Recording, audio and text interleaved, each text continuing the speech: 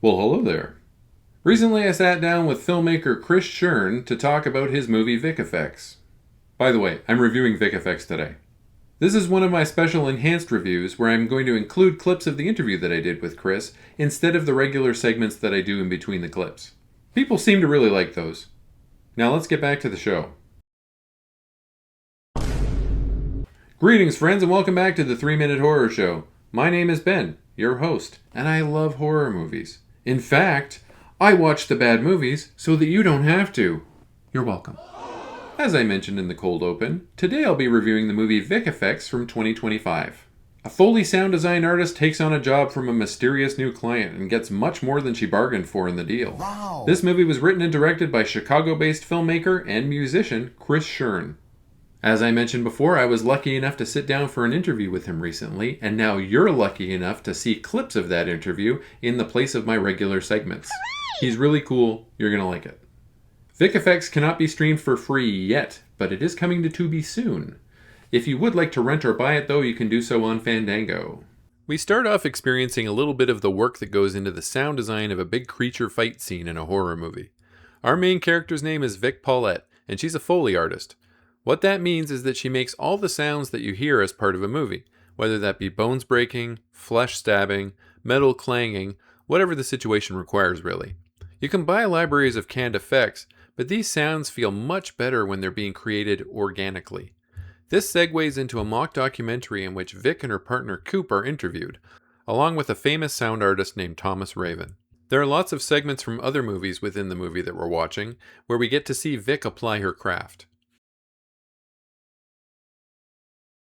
Yeah, so what a Foley artist is actually it's a guy named Mike Foley. He created, like, that's why people call it a Foley artist, whatever it is. That's his last name.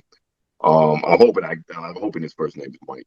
But he created sound effects as far as, like, all those cartoons and like, like cartoons and Disney movies that you see and stuff, and they're in a big studio and they're creating sounds as they're looking at the screen to create, whatever. Now you can do a lot more of that stuff through libraries, because there's all kinds of sound effects. But Foley artists still exist. Like at this point, with all the AI and all the technology, there's still these people in the studio who create these sound effects.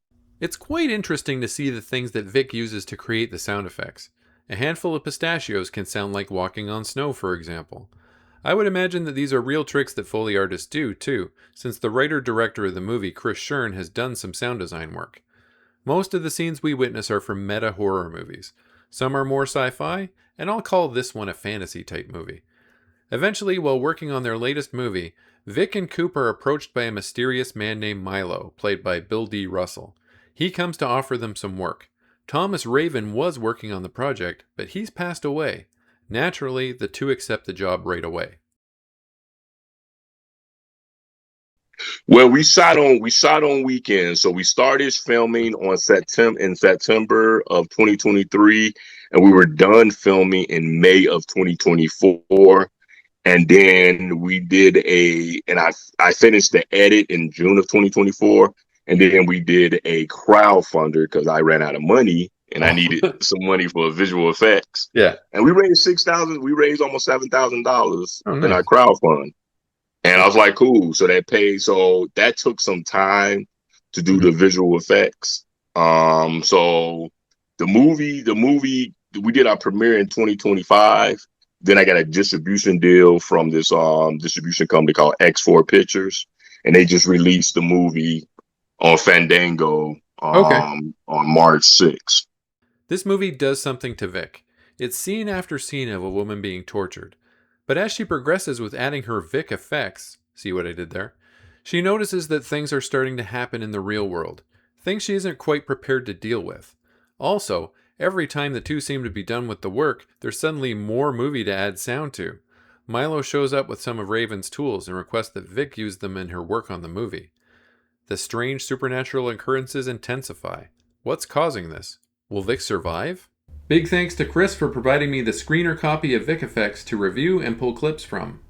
This movie was very interesting. It's definitely not your typical indie horror story. And horror focused on sound design is something that hasn't been widely explored.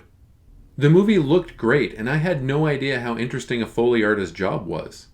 I also enjoyed seeing some familiar Chicago indie faces like Bill D. Russell and Ann Myrna. Special mention to Amanda Winston, who did a fantastic job as Vic. The practical gore effects were very well done. I was quite impressed by what I saw, and they were created mainly by Caitlin Stack. Caitlin Stack also just so happened to be playing the torture recipient through most of the story. This movie was definitely worth the watch. I rate Vic Effects an 8 out of 10. As always, a link to my Letterboxd appears in the video's description. Please leave me a like, comment, and subscribe, as it really does boost my engagement and helps my channel grow. Smell you later, nerds! Every time I try to make that skull crunching sound, it just sounds like I'm eating a fucking apple.